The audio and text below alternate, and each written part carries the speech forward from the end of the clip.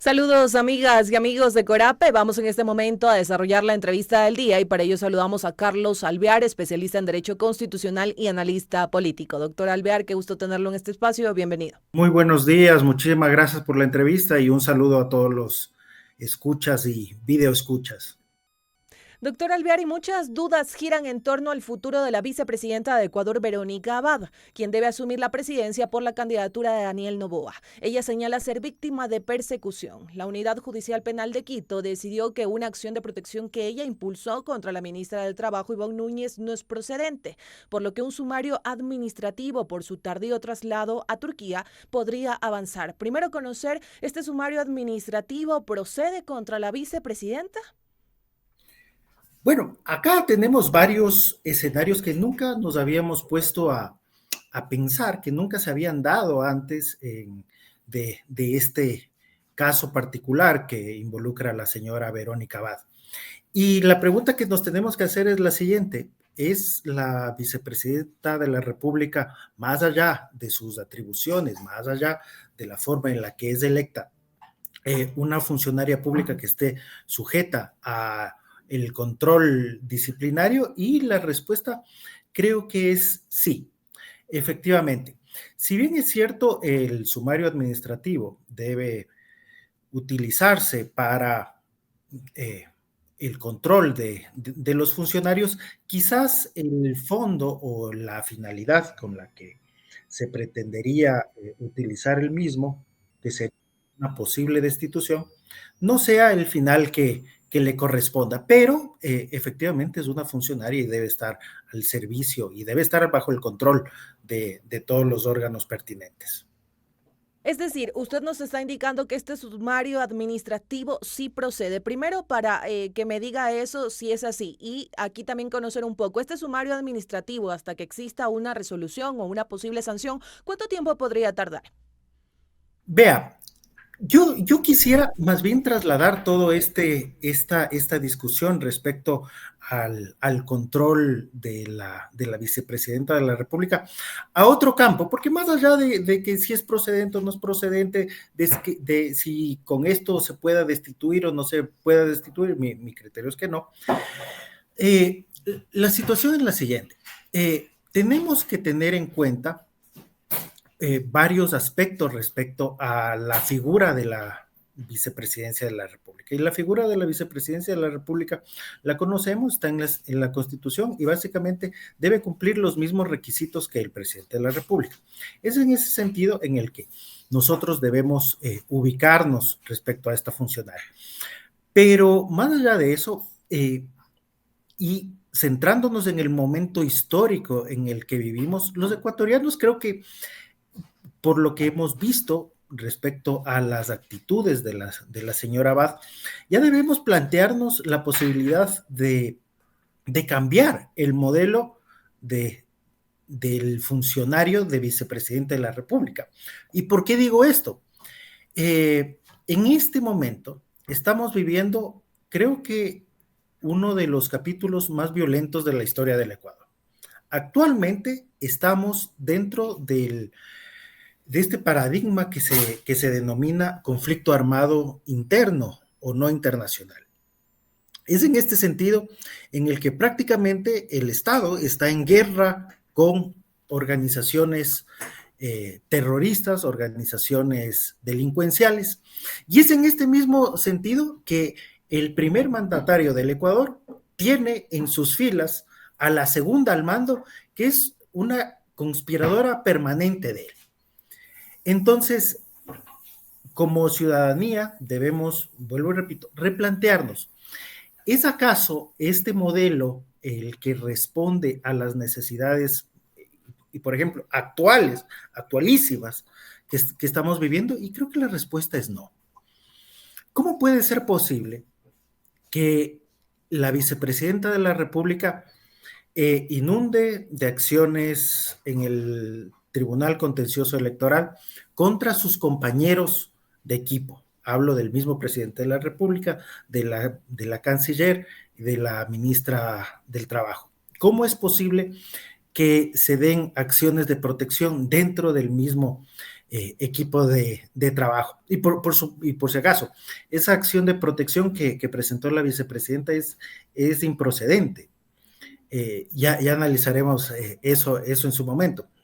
Entonces, vuelvo y repito, no es posible que dentro del Estado tengamos un diseño de funcionamiento del mismo que esté supeditado a que la segunda mandataria esté con estas actitudes que son evidentemente conspirativas. Ella quiere, si dejamos en manos de ella, ella seguramente querrá que se destituya o que salga del cargo el presidente de la República permanentemente.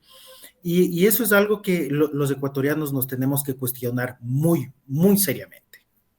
Doctor Alvear, y hablando de esto que hay que cuestionarse, también consultarle, están quienes opinan que el presidente Daniel Noboa también busca precisamente esto, que la vicepresidenta Verónica Abad no asuma la presidencia, destituirla antes de eso, porque hay una relación tensa entre los dos que es evidente también. Entonces, ¿cómo ve usted el rol del presidente Daniel Noboa con esta relación que ha tenido con la vicepresidenta Abad? Y si quizás existen fuertemente estas intenciones de no permitir que ella asuma la presidencia y la persecución que ella ha denunciado.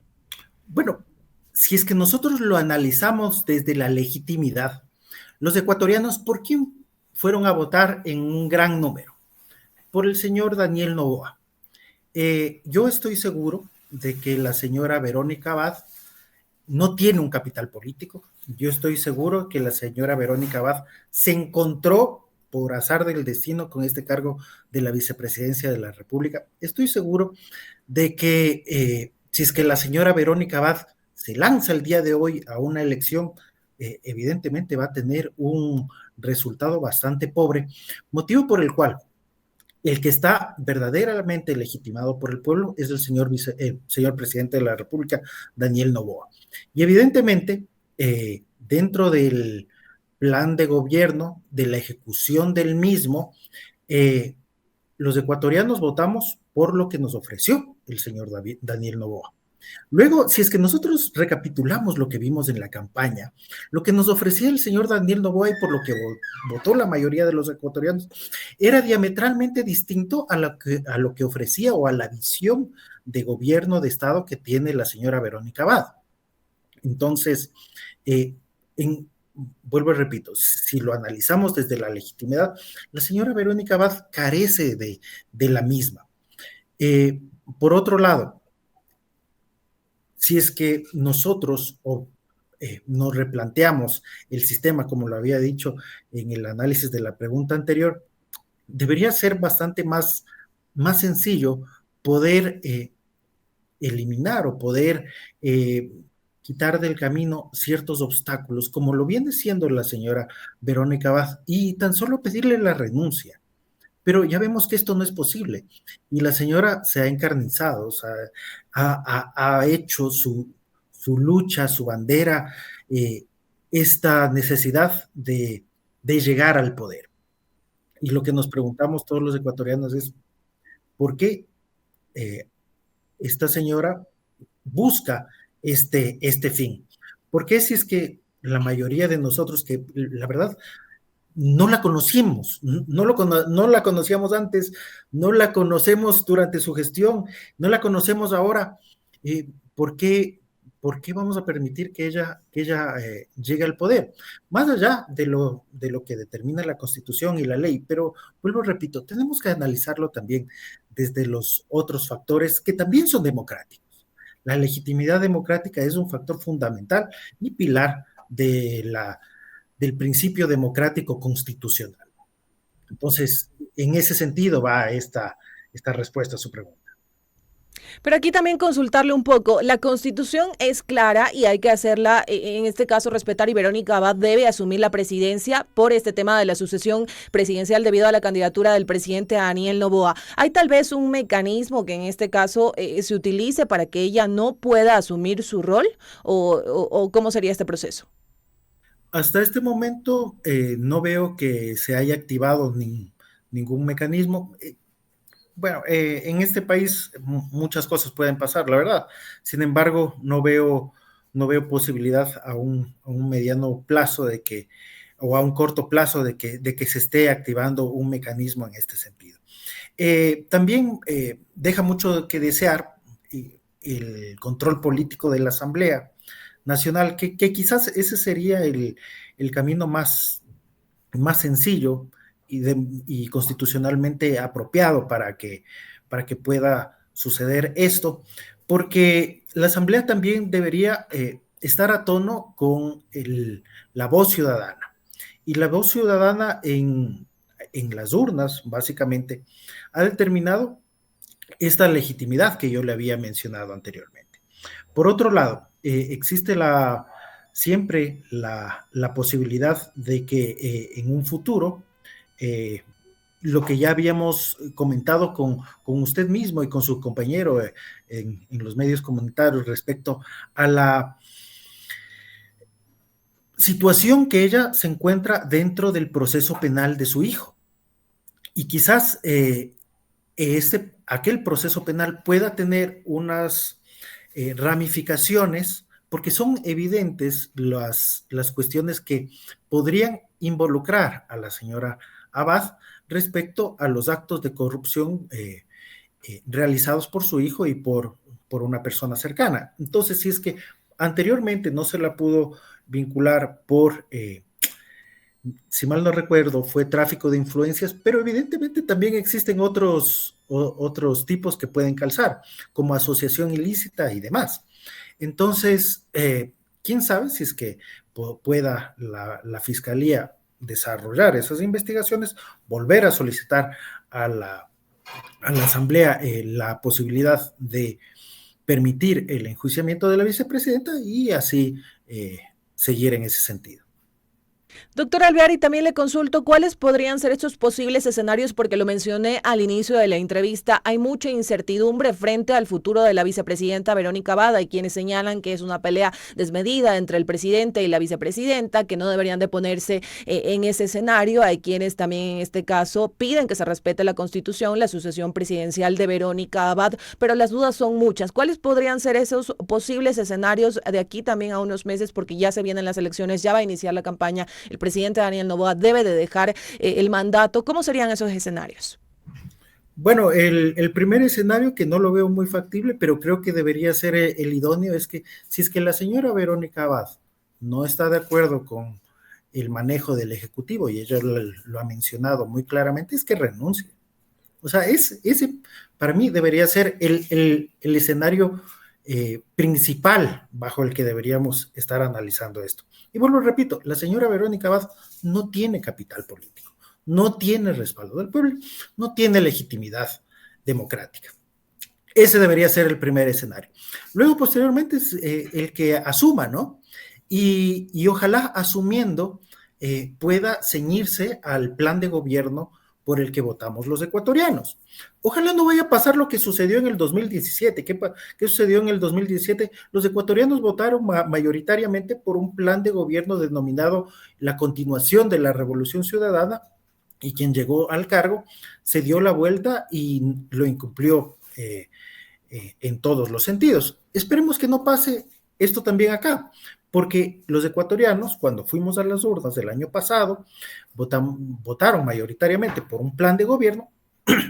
Es en ese sentido en el que debería respetarse el mismo, y debemos tener muy en cuenta cuál ha sido el discurso de la señora Verónica Abad, porque ella ha manifestado dentro de sus intervenciones múltiples, pasadas y no tan pasadas, sentirse muy en contra respecto a cuestiones relativas al avance y progresión de derechos, que por ejemplo podría cristalizarse en cuestiones como que, recordemos, el señor Lenín Moreno y posteriormente el presidente Lasso eliminaron un ministerio muy importante como fue el de la Mujer y Derechos Humanos. El presidente Noboa lo vuelve a activar, lo vuelve a crear, y no vaya a ser que dentro de este corto periodo la señora Abad venga y diga, no estoy de acuerdo con esto, que por cierto, la reactivación de este ministerio fue parte del plan de gobierno del del señor Daniel Noboa, no vaya a ser que la señora Verónica Abad diga, o sea, no estoy de acuerdo, y se vaya contra el mismo plan de gobierno por el que votaron la mayor parte de los ecuatorianos. Doctor Alvear, le agradecemos por su tiempo para los medios comunitarios de Corape, que tenga un excelente resto del día. Muchísimas gracias, Delva, y muchísimas gracias a todos los que nos ven, nos escuchan en todo el Ecuador. Un abrazo. Que pase bien. Amigos y amigas, nos vamos a una pausa. Ya regresamos aquí en los medios comunitarios de Corape.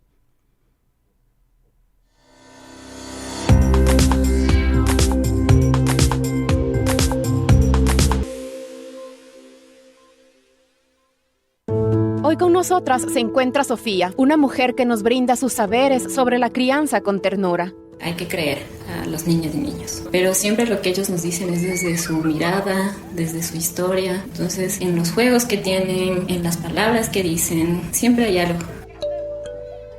¿Qué acciones se deben considerar en la crianza con ternura? Que afinemos un poco nuestra escucha, nuestra mirada, para ver signos que nos puedan alertar. Entonces creo que la forma más adecuada de acompañar a un niño es siempre preguntarse qué de mi historia me está topando esto, sino volver a conectar con esa niña que fui y con el niño o niña que tengo enfrente. Gracias, Sofía. Qué importante reconocer que la crianza con ternura es volver a conectar con nuestra infancia. Un mensaje de Aquanuna y Medicus Mundi Mediterránea con el apoyo de Generalitat Valenciana en coproducción con Corape. Campaña comunicacional Florecemos en Resistencia.